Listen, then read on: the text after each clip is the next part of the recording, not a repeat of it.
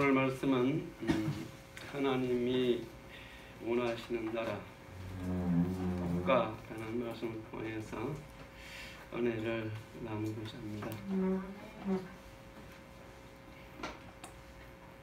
앞뒤 좌우로 보시면서 인사 한번 하겠습니다. 주의 사랑으로 사랑합니다. 만나서 반갑습니다. 마스크 하세요. 사람들은 다시 요즘에 바이러스가 많이 퍼지는 가운데 있습니다.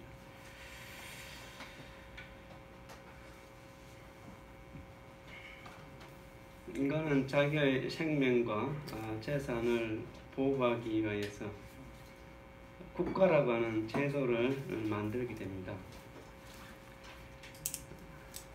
자기 힘으로 자기를 지킬 수 없는 경우들이 많이 있기 때문에 국가라고 하는 그런 나라를 만들어서 자기의 생명과 재산과 가족을 지키게 하기 위해서 이 국가라고 하는 제도를 만들게 되는 것이죠.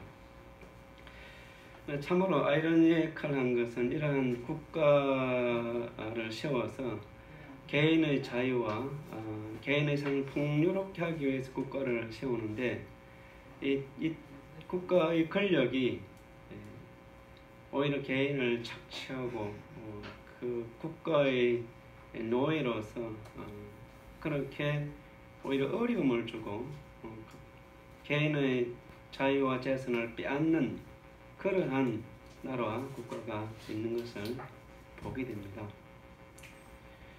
우리가 국경선언을 맞대고 있는 이 북한을 우리가 보게 되면은 이 국가라고 하는 제도가 얼마나 사악한 그러한 가운데로 빠질 수 있는 것인지를 볼 수가 있는 겁니다. 2,500만 명을 불과 소수의 사람들을 위하여서 존재하는 나라, 그러한 나라가 바로 이 북한인 것입니다. 북한은 문호 개방만 하고 계획 개방만 하게 되면은 북한의 모든 주민들이 살기에 전혀 어려움이 없는 그러한 나라로 되어갈 수 있는데도 불구하고 자기의 정치적인 목적을 위하여서 2,500만 명이라고 되는 그러한 사람들을 억압하고 착취하고 또한 때로는 죽이는 그러한 거대한 감옥과 같은 그러한 나라가 바로 이 북한인 것을 우리가 보게 됩니다. 지난주에 저는 김길성이라고 하는 분이 북한 김일성 대학을 나와서 그리고 북한의 정치부 기자를 하였던 분이 탈북자의 유튜브를 듣게 되면서 이분이 말하는 것은 남한은 북한을 도와줘서는 안 된다라고 하는 그러한 논지였습니다. 그것은 북한의 경제가 발달하게 되게 되면은 북한은 분명히 전쟁의 물자를 만들게 될 것이다. 북한의 모든 경제는 남한 사회처럼 어떤 기업이 운영하는 것이 아니고 국가 경제이기 때문에 이 국가 경제 자체가 바로 이 군사적 경제와의 연합체를 이루기 때문에 북한이 잘 살게 되게 되면은 그만큼 북한의 무기가 고도화될 것이고 그리고 북한이 남한에 대한 남침야욕을 버리지 않기 때문에 남한에 대하여서 오히려 침략적인 무기를 제공하는 그렇게 될 수밖에 없다라고 하는 말을 듣게 되면서 참으로 이 정치하는 사람들이 국가를 잘 운영해야 되겠다는 생각을 갖게 되었습니다. 북한 주민들을 살리기 위해서는 이 북한의 지도자들이 문호를 개방하고 남한에 대한 그러한 개방적 정책을 폐하됨에도 불구하고 자기들이 생존하기 위해서 개방을 하지 못하는 겁니다. 개방을 하게 되면은 북한 주민들을 속이고 거짓말하고 하는 모든 것이 진실로 드러나게 되어서 그들이 죽음에 이르게 되겠죠. 그러니까 자기들이 생존을 위하여서 북한의 문을 열지 않는 것입니다.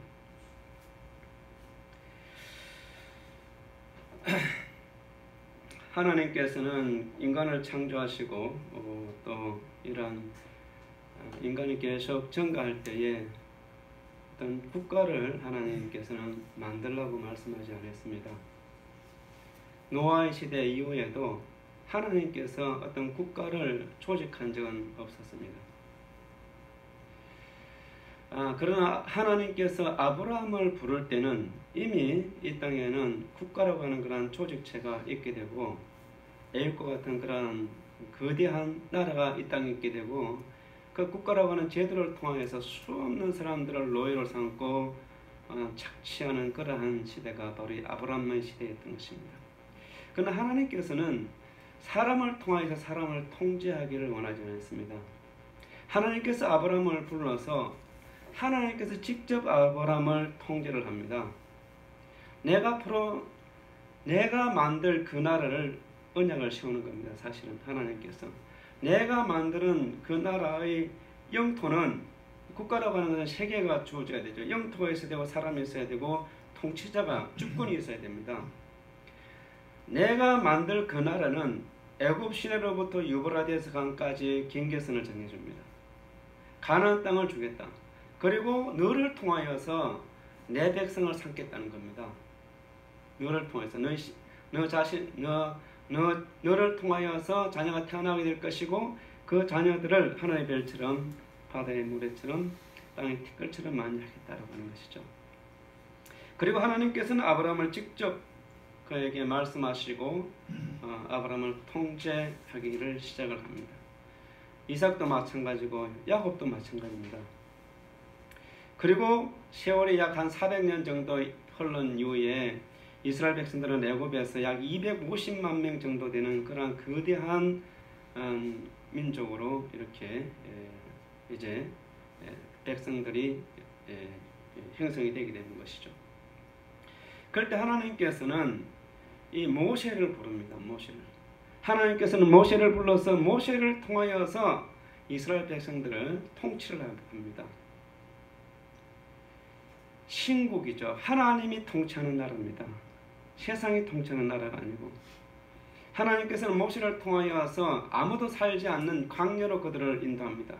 물론 그 가운데 극소수의 사람들이 때로는 있는 곳도 있지만은 텅 비어있는 광야의 지대에 이스라엘 백성들을 인도하여서 그곳에서 직접 하나님께서 모세를 통하여서 이스라엘 백성들을 통치를 하게 되는 것이죠.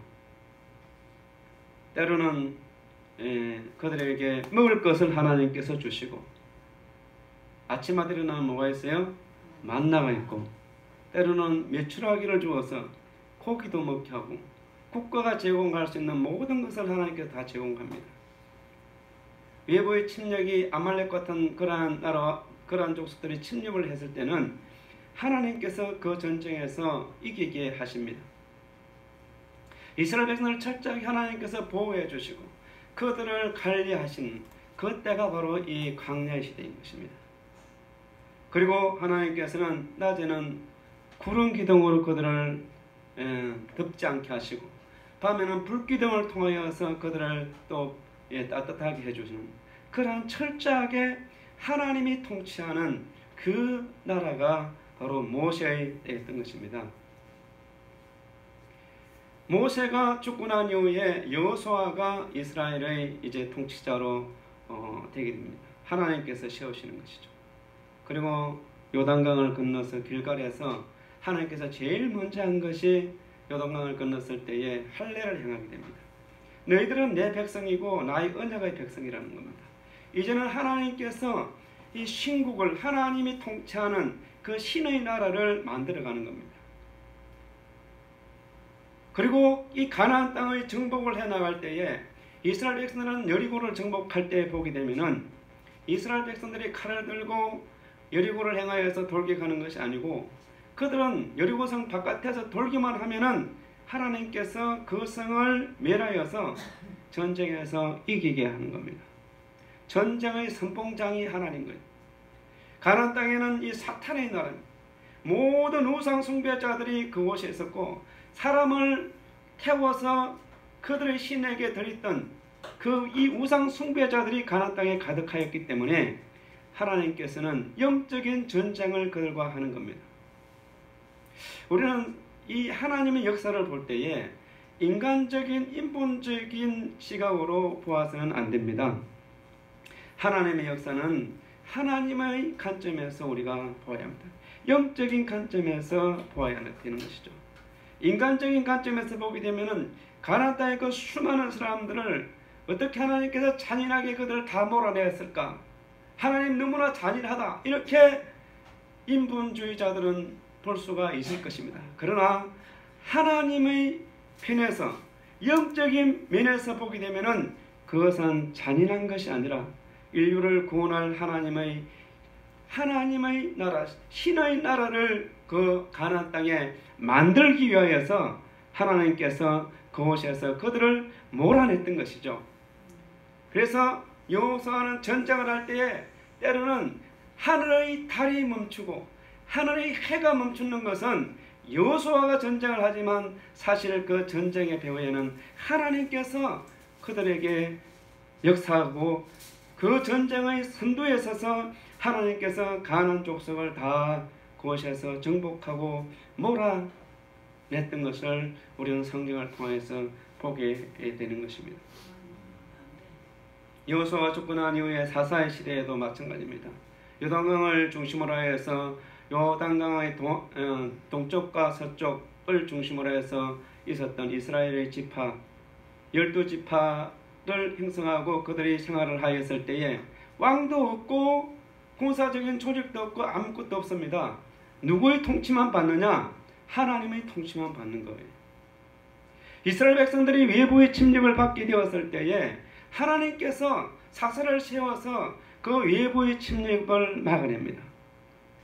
외부의 침략을 그냥 하나님께서 허락하는 것이 아니고 이스라엘 백성들이 타락하고 문제가 나타나고 하나님을 제대로 믿지 않게 되면은 외부의 침략이 있게 돼요. 침략이 있게 되면은 다시 그 침략자를 하나님께서 사사를 세워서 이스라엘 백성들을 하나님께로 바르게 이끌게 하고 그와 동시에 그 적들을 몰아냈던 것을 보게 됩니다.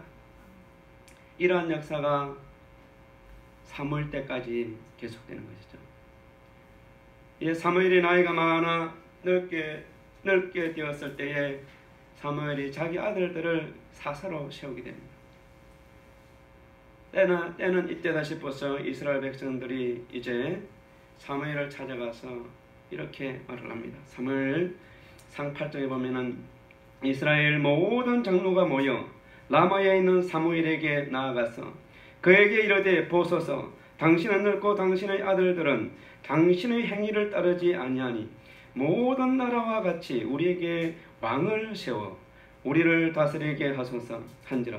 우리에게 왕을 주어 우리를 다스리게 하라 했을 때에 사무엘이 그것을 기뻐하지 아니하여 여호와께 기도하며 여호와께서 사무엘에게 이르시되 백성이 내게 한 말을 다 들으라. 이는 그들이 너를 버림이 아니요 나를 버려 자기들이 왕이 되지 못하게 함이니라고 말씀합니다. 이스라엘의 장로들이 일어나서 사무엘의 아들을 사사로 세우니까 당신의 아들들은 사사로서 자격이 없다고 했을 때에 이건 하나의 핑계에 불과한 겁니다. 그들의 속내는 뭐냐? 이제는 우리가 하나님의 통치가 아닌 사람의 통치, 우리가 세운 그 왕이 우리를 통치하기를 원하니까 이제는 하나님의 통치를 받지 않겠다는 겁니다. 신의 나라, 하나님이 통치하는 이 나라는 천년의 세월 동안 계속되었던 것입니다. 아브라함 때부터 이제 이스라엘의 왕이 세워지는 이 사울의 시대까지 약 1000년 동안 하나님께서 이스라엘 백성들을 통치를 했을 때에 그들은 계속 인구는 증가하였고 그들은 삶은 계속 하나님 앞에서 풍요로운 삶을 가나안 땅을 얻어서 살게 되었지만은 더 이상 그들은 하나님을 원하지 않고 하나님의 통제 속에 살기를 원하지 아니하였던 것입니다. 하나님께서는 첫 번째 에덴 동산에서 아담 하와로부터 버림을 받았습니다. 두 번째 하나님께서는 이 이스라엘 백성들로부터 그들의 통치를 거부를 당했습니다. 그들로 하나님께서는 이것을 미리 아시고 모세에게 오늘 신명기 17장에서 말씀하고 있습니다. 앞으로 이스라엘 백성들이 왕을 세울 때에 어떤 사람을 이스라엘의 지도자로 세워야 할 것인지에 대해서 말씀해 주고 있습니다. 첫 번째 국가의 지도자는 하나님께서 택한 자를 세우라는 것입니다. 국가의 한 지도자가 어떤 사람이 되는지는 너무나 중요합니다. 그 사람에 따라서 그 나라의 운명이 결정되기 때문입니다.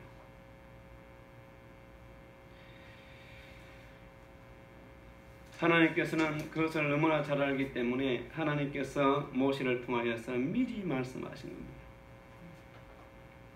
이스라엘의 왕이 세워지기 전 약 500년 전에 400년 전에 말씀하신 겁니다. 신명기 17장 14절과 15절에 보면 내가 네 하나님 여호와께서 내게 주시는 땅에 이르러 아직 가나안 땅에 못 들어갔습니다. 이스라엘들이 그 땅을 차지하고 거주할 때에 만일 우리도 우리 주위의 모든 민족들 같이 우리의 왕을 세워야겠다는 생각이 나거든 반드시 네 하나님 여호와께서 택하신 자를 네 위에 왕으로 세울 것이며. 첫 번째, 하나님께서 이스라엘 백성들이 왕을 요구하였을 때에 사람이 세우는 것이 아니고 누가 세워야 된다는 거예요? 그 사람은 하나님께서 세워야 된다. 내가 택한 자를 세우라는 겁니다. 내가 택한 자. 그래서 사무엘 때에 이스라엘 왕을 세울 때 보게 되면은 누구를 세우라고 그래서 첫 번째 하나님께서 사울을 세우게 합니다. 사울에게 사무엘이 기름을 붓게 되었을 때에 사울에게 하나님의 영이 임하여서 이스라엘을 통치할 수 있는 그런 통치적인 그러한 리더십이 있게 됩니다. 전쟁을 하면 이기고 하나님께서 그와 함께하기 때문에 하나님이 행통케 되지만은 나중에는 교만하여서 하나님께 불순종함으로 하나님께 버림을 받게 되죠. 그 다음에 하나님께서 세우신 왕이 바로 이 이새야의 아들 가운데 사무엘을 통해서 하나님께서 왕으로 세우라고 했습니다. 그래서 사무엘이 이새야 집에 갔을 때에 이새야의 7명의 아들을 볼 때에 너무나 잘생기고 멋져서 사무엘이 정말 이 가운데 왕으로 기름 부음 받을 사람이 있겠구나 하고 아들이 지나갈 때마다 이새야 아들이 지나갈 때마다 이 사무엘은 마음에 드는데 하나님께서 선택하지는 않습니다. 7명이 다 지나가지만은 하나님이 응답이 없어요. 그럴 때에 이새에게 말씀합니다. 더 이상 아들이 없느냐? 막내가 양을 치고 있습니다. 그 다윗을 이제 오게 하여서 오니까 하나님께서 다윗에게 기름을 붓게 하였어. 다윗에게 기름을 부으니까 다윗에게 하나님의 영이 임하게 되고 그 하나님의 영이 임한 다윗이 사울이 악령에 시달릴 때에 가서 악기를 연주하게 되면은 사울에게 있는 악령이 떠나가는 그러한 하나님의 사람으로 다윗을 왕으로 세웠던 것이죠. 그래서 다윗은 이스라엘 백성들을 얼마나 잘 통치했는지 우리는 성경을 통하여서 볼 수가 있는 겁니다. 하나님이 세우시는 사람, 그러한 사람이 국가의 지도자가 되어야 하는 겁니다. 여러분 우리나라를 볼 것 같으면은 우리나라 대한민국은 이승만이라고 하는 장로가 세운 나라입니다. 우리나라가 시작될 때는 예배를 드리고 시작한 나라입니다. 어떤 나라가 예배를 시작하면서 시작된 나라가 이 땅에 얼마나 있겠어요? 이 동양에는 우리나라가 유일한 나라입니다. 대한민국이 유일한 나라예요. 예배를 시작하여서 시작된 이 대한민국, 이 땅에 하나님의 나라가 이루어지기를 간절히 바라는 마음으로 세운 나라가 대한민국입니다. 그러나 저 북한에는 김일성이가 나라를 세웠습니다. 하나님을 거부하고 교회를 핍박하고 믿는 자들을 죽였던 그 김일성. 그리고 세월이 흘러서 지금 남북을 우리가 이렇게 두 나라를 보면은 하나님께서 원하는 그러한 리더가 된 나라와 그러하지 못한 나라는 너무나 다른 그러한 모습으로 나타나게 되는 것을 보게 됩니다. 여러분 우리가 정치에 참여할 때에 어떻게 정치에 참여하고 이 국가에서 일원으로서 이 국가에서 어떤 일을 할 때에 어떻게 이 나라에서 우리가 일을 해야 할 것인지를 말씀을 통해서 여러분 마음에 깨달아지는 시간이 되기를 원합니다. 두 번째로 하나님이 세우시는 이 국가의 지도자는 이스라엘 형제 가운데 세우라고 말씀합니다. 오늘 본문 말씀 15절에 보시면은 반드시 내 하나님 여호와께서 택하신 자를 내 위에 왕으로 세울 것이며 내 위에 왕을 세우려면 내 형제 중에서 한 사람을 할 것이요 내 형제 아닌 타국인을 내 위에 세우지 말 것이며 이라고 말씀합니다. 이스라엘 백성들이 그 나라의 왕을 세울 때에는 이스라엘 백성 가운데 분명히 세워야 된다는 것이죠. 외국인은 안 된다는 겁니다. 이것을 영적으로 볼 것 같으면요, 하나님을 믿지 않는 사람, 믿음이 없는 사람을 세워서는 안 된다는 거예요. 이스라엘 백성들의 중심은 혈통적인 것이 아닙니다. 이스라엘 백성의 중심은 할례가 기준이에요. 할례가. 여기서 형제라고 하는 것은 혈통적으로 형제고 형제가 아닌 것은 혈통적으로 이스라엘 백성을 구분하는 것이 아니에요. 이스라엘 백성인지 아닌지 오늘날에도 유대인들이 마찬가지입니다. 할례를 행했을 때의 정상적인 유대인으로 그 사람이 인정을 받는 겁니다. 그러니까 다른 말로 보면은 할례라고 하는 건 잘라낸다는 의미가 있습니다. 뭘 잘라내요? 죄를 잘라낸다는 거죠. 세상에 있는 것을 잘라내는 겁니다. 하나님 앞에 거룩한 사람을 왕으로 세우라는 것입니다. 하나님 앞에 바른 믿음을 가진 사람을 왕으로 세우라는 것이에요. 그렇지 않는 사람을 왕으로 세우게 되면 많은 문제가 일어나게 되는 겁니다.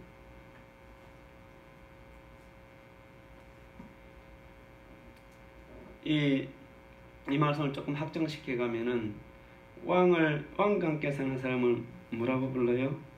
왕후라고 부르죠. 예, 왕비, 왕. 이스라엘 역사의 과정에 보게 되면은 이 왕비가 잘못 들어와 가지고요 폭삭 망한 나라가 있습니다. 그것이 이스라엘, 북쪽 이스라엘이에요. 아합 왕이 왕비를 데리고 왔는데 이세벨이라고 하는 여자를 데리고 옵니다. 이 아합 왕은 이세벨이라고 하는 여자와 결혼을 하게 돼요. 이 이세벨이라고 하는 여자는 바알신과 아세라신을 섬기는 그러한 나라에서 데리고 온 사람입니다. 와서는 그 자기가 섬겼던 바알신과 아세라신을 유대인들이 섬기도록 강요를 하였어요. 그리고 하나님을 섬기는 그러한 선지자들, 그러한 사람들을 핍박을 하게 됩니다. 그래서 엘리야의 때에 대놓고 하나님을 예배할 수 없는 그러한 지경에까지 이르게 되는 겁니다. 그 이후에 이 이세벨의 딸 아달랴라고 하는 여자를 남쪽에 있는 유다에 또 이제 왕으로 시집을 보내게 됩니다. 그래서 이 아달랴라고 하는 여자가 남쪽 유다에까지 와가지고 북쪽에 있는 이 바알 신을 섬기는 것을 남쪽 유다에까지 와서 섬기게 되는 그러한 우상 숭배로 이스라엘, 북쪽 이스라엘과 남쪽 유다가 우상을 숭배하는 나라로 변화되게 되는 그러한 가정을, 그러한 시기를 겪게 되는데 바로 그때가 북쪽에 있었던 이 아합의 왕 때입니다. 그리고 그것으로 인하여서 북쪽 이스라엘과 남쪽 유다는 하나님의 징계를 받게 되는 것이죠. 아합의 가정의 모든 사람들이 완전히 씨가 마르도록 다 예후에 의해서 죽임을 당하게 됩니다. 우리는 하나님을 섬기는 사람, 우리 바른 믿음 위에 서 있는 사람을 나라의 리더로 세워야 하는 겁니다. 이것이 하나님이 우리 가운데 주는 말씀이에요. 불행하게도 우리는 이러한 어떤 정치를 할 때, 리더를 뽑을 때 보게 되면은 세상 사람들과 기독교인이 차이가 나지는 않습니다. 하나님을 믿는 사람들은, 하나님의 백성들은 하나님이 통치할 수 있는 나라를 만들어 갈 수 있도록 해야 됨에도 불구하고 우리는 그렇게 살지 않는 사람들을 많이 우리 주변에서 보게 되는 것이죠. 우리 기독교인들은 세상의 이념에 따라서 살아서는 안 됩니다. 세상의 가치관에 따라서 사는 삶이 아니라 기독교인들은 하나님의 말씀의 기준에서 우리의 삶이, 우리의 세계관이나 가치관이 형성되어야 되는 것. 세 번째로 하나님이 세우시는 이 나라의 리더는 백마를 많이 두어서는 안 된다는 겁니다. 오늘 본문 말씀 16절 말씀에 보시면은 그는 백마를 많이 두지 말 것이요 백마를 많이 얻으려고 그 백성을 애굽으로 돌아가게 하지 말 것이니 이는 여호와께서 너희에게 이르시기를 너희가 이후에는 그 길로 다시 돌아가지 말 것이라 하셨음이며 라고 말씀하고 있습니다. 자, 이 말씀은 여러분 물이 많게 되게 되면 둑을 아무리 싸도 물이 계속 유입되면은 그 둑은 어떻게 돼요? 터지게 되어 있습니다. 그렇죠?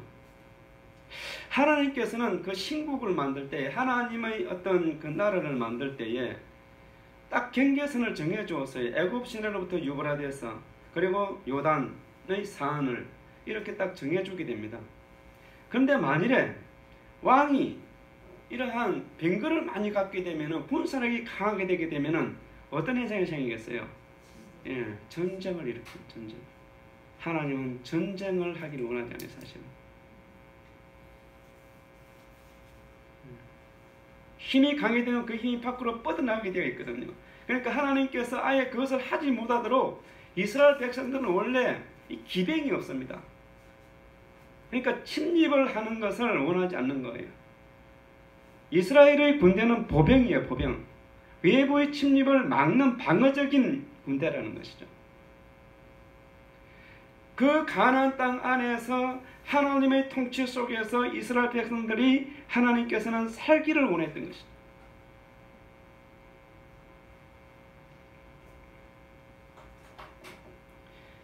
왜 그러느냐? 그 속에서 하나님께서 이 신국을 만든 것은 이스라엘 백성들을 통하여서 인류 구원의 역사를 그 속에서 이루고자 했던 겁니다. 이 땅에 메시아를 보내서 예수 그리스도를 통하여서 이 땅에 모든 민족이 하나님의 통치 속으로 들어오기를 원하였고 그것을 준비했던 기간이 바로 구약의 시대였던 것이죠. 그러니까 왕이 많은 백마를 거느리지 못하게 했던 것이죠. 애굽으로 가서 많은 병거를 사오게 되면 어떤 현상이 생기겠어요? 이 애굽이 제국을 보게 되면은 그 밑에 사람들이 우리도 애굽처럼 세속적 나라처럼 어떻게 하자는 거예요? 제국으로 나갑시다, 제국으로. 이렇게 선동질을 할 수 있겠죠. 하나님께서 이스라엘 백성들에게 준 그 땅을 솔로몬 때 전부 다 이제 그 땅을 성취를 하게 됩니다, 사실은. 그런데 솔로몬이 그까지만 하고요. 더 이상 전쟁을 하지 않습니다.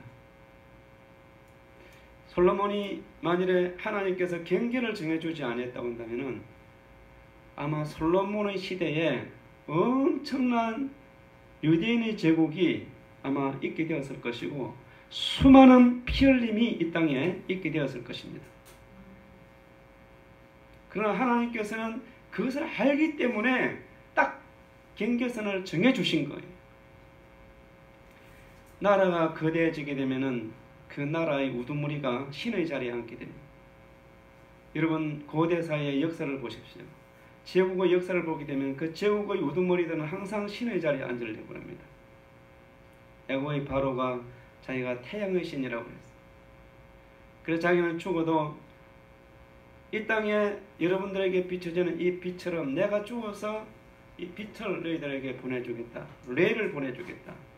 그런 것을 사람들을 미혹하여서 자기를 신격화시키는 거예요. 그래서 피라미드를 만들고 그 속에 태양으로 갈 수 있는 배를 만드는 겁니다. 얼마나 허황된 생각이고 미신적이에요.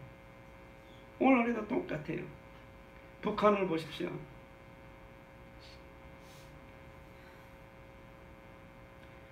지도자들이 잘못되었을 때 얼마나 많은 사람들이 그 속에서 어려움을 당하고 착취당하고 자유를 억압당하고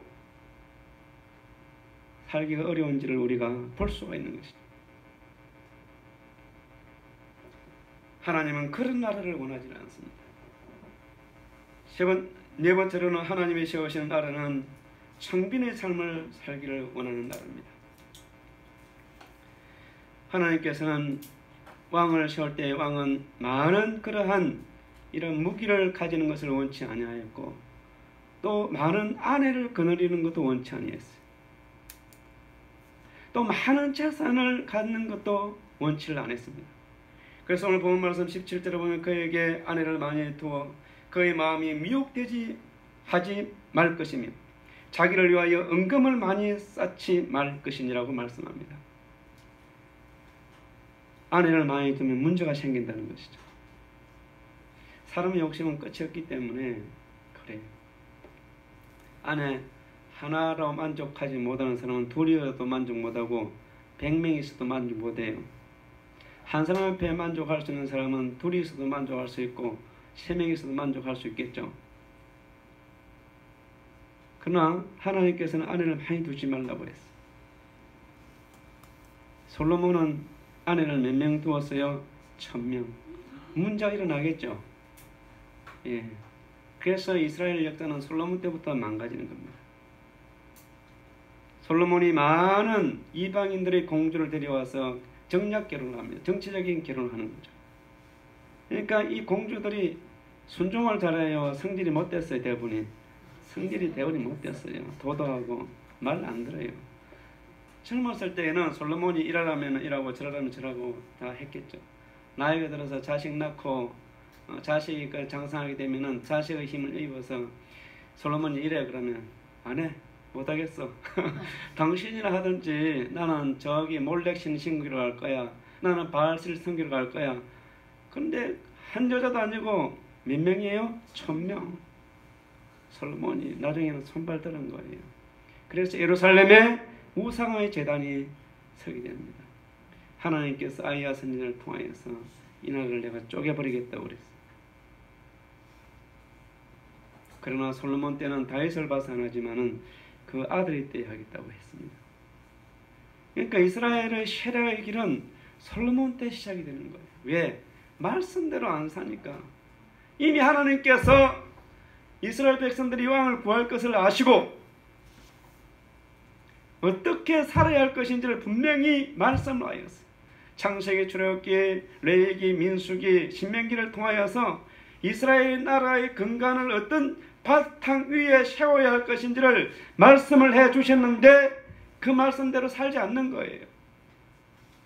그러면은 율법에 보면 뭐예요? 말씀에 순종 안 하면은 하나님의 징계가 임하는 것이. 여러분 왕이 많은 재산을 가지면은 어떤 현상이 나타나겠어요? 가난한 사람에 대해서 무관심할 수 있어요. 어려운 사람을 잘 모를 수가 있습니다. 그렇기 때문에 왕이 많은 재산을 소유하지 못하게 했어요. 이스라엘은요, 이 왕이라고 해도 다른 사람의 토지를 마음대로 자기가 가져가지 못해요. 토지는 누가 주는 거예요? 하나님이 주시는 거예요. 하나님 딱딱 토지를 다 나눠주었어요. 지파별로, 가정별로. 내가 왕이라고 그래서 야 여기서부터 이 땅은 다 내 땅이야 이렇게 하지를 못하는 거예요. 왜? 하나님이 주신 땅인데 못 줘요? 그러면은 못 가져가는 겁니다.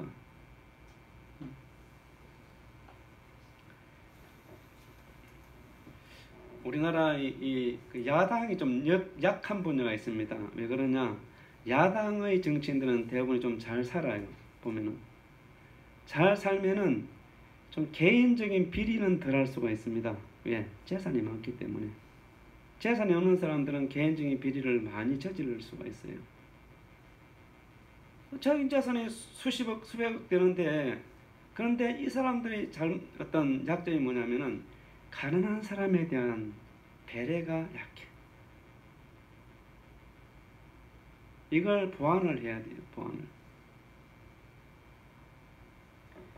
우리 예수님을 요즘 한번 보십시오. 얼마나 이 땅에 와서 리더가 어때야 되는지를 잘 보여줬잖아요. 하늘의 영광을 다 버리고 이 땅에 내려와서 가장 가난한 집에 목수의 가정에 참 예루살렘의 화려한 왕궁에서 태어나는 것이 아니고 오늘 같으면 이 나사렛은 산동네입니다. 저 강원도 산골짜기 그것도 잘 살지도 않는 그 마을에서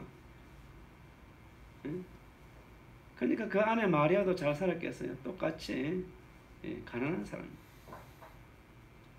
그러한 연약한 가정에 오는 겁니다. 마귀회에서 우리를 섬기기 위해서. 왕은 그런 자세로 살아야 하는 것이죠. 우리가 이 땅의 믿음의 삶을 살아갈 때에 주님의 말씀대로 사는 저와 여러분이 되기를 원합니다. 여러분 요즘에 많이 이슈가 되는 윤미향이라고 하는 분에 대해서 우리가 보면은 못 사니까 어렵게 사니까 뭐 하는 거예요? 비지를 저지르는 거예요. 위안부를 통하여서 자기 재산을 축적하고 참 말이 안 되죠. 저 안성에 꼴차게 있는 집을요 7억 5천만 원에 사가지고 그것도 한 10년 전에 팔려고 할 때는 4억 5천을 내는데 안 팔려. 그럼 그것이 정상적으로 매입인 거냐? 그럴 수 없죠. 집도 뭐 여러 채다 그래. 그리고 국회의원까지 했어. 권력까지 이제 잡았어. 참 이러한 시대에 우리가 살아갑니다. 그리고 부끄러운 줄로 몰라요. 더 이상한 것은 이 부끄러운 줄로 몰라요. 하기야 하나님 없으니까 뭐 도덕적인 양심의 가치가 있겠어요. 다섯 번째, 하나님이 세우는 국가는 레위인과 율법책을 가까이 하라는 말씀입니다. 오늘 본 말씀 17장 18절 19절 말씀에 보시면은 그가 왕위에 오르거든 이 율법서의 등사본을 레위 사람 제사장 앞에서 책에 기록하여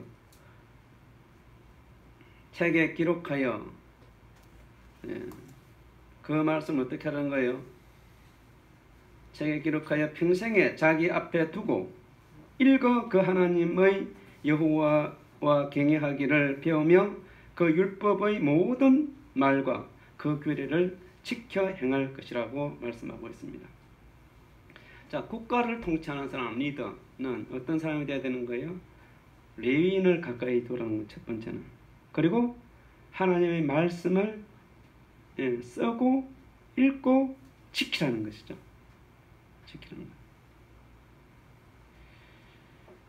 국가의 지도자들은 경건한 성직자를 가까이 두어야 됩니다. 여러분, 이 박정희라고 하는 대통령이 새마을운동을 할 수 있던 것은 사실은 새마을운동의 근간을 만든 것은 조용기라고 하는 장로가 있었습니다. 김용기. 나보다 더 잘 알아. 근데 김용기 장로님이 이제 사실 가난 농군학교라고 하는 것을 보고 이제 첫 번째 아이디어를 얻었고, 또 사실 조용기 목사한테 조언을 받아서 새마을 운동을 시작을 하였다고 그래요. 성직자들은 그래도 세상 사람들보다는 뭐가 있어요? 객관적인 시각이 있습니다. 왜냐하면 우리는 예수 믿는 사람들은 하나님의 편에서 보기 때문에 남이 보든 보지 않든 뭐예요?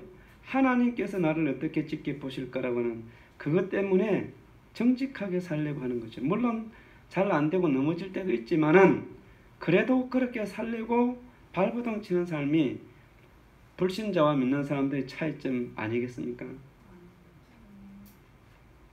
오늘 말씀을 맺겠습니다. 하나님이 세우시는 나라의 지도자는 하나님이 첫 번째는 선택한 사람이 됩니다. 하나님이 선택한 사람. 두 번째는 믿음이 신실한 우리의 행제 가운데 이 지도자가 되어야 된다는 것이죠. 세 번째는 말을 많이 두지 않는, 다시 말해서 이 세속화되지 않는 정치를 해야 된다는 겁니다. 애굽으로 돌아가지 말라고 하는 것은 세상과의 뭐예요? 선을 그으라는 것이죠. 네 번째는 아내를 많이 두지 말라는 겁니다. 다섯 번째는 이 국가의 지도자들은 이 성직자와 하나님의 말씀을 가까이 해야 할 것을 말씀하고 있습니다. 남북이 통일되어서 우리나라가 이런 나라가 되기를 원합니다. 아멘. 예. 신명기 17장 14절부터 20절에 나와 있는 이런 나라를 이루어가는 대한민국이 되기를 원합니다. 아멘. 그렇게 될 때에 주님 오실 때까지 우리나라가 잘 될 줄로 믿습니다. 아멘. 기도하겠습니다. 이 시간을 기도할 때에 지난 이제 5월 달에는 우리가 가정에 대해서 말씀을 전해드렸습니다. 6월 달에는 국가란 무엇인가, 우리가 국가에 대해서 어떤 생각을 가져야 되고 하나님께서 원하시는 국가가 뭐고 국가의 통치자는 어떻게 해야 하는가, 또 교회와 국가의 관계, 이런 것을 가지고 은혜를 나누고자 합니다. 함께 시간 기도할 때에 우리가 아브라함의 가정처럼 주님 오실 때까지 믿음이 이어지는 가정이 될 뿐 아니라 그러한 우리 가정에 사는 이 나라가 하나님이 지키시고 하나님께서 보호하시고 하나님께서 다스리는 그 신국이 되는 나라가 될 수 있도록 간절히 함께 기도하겠습니다.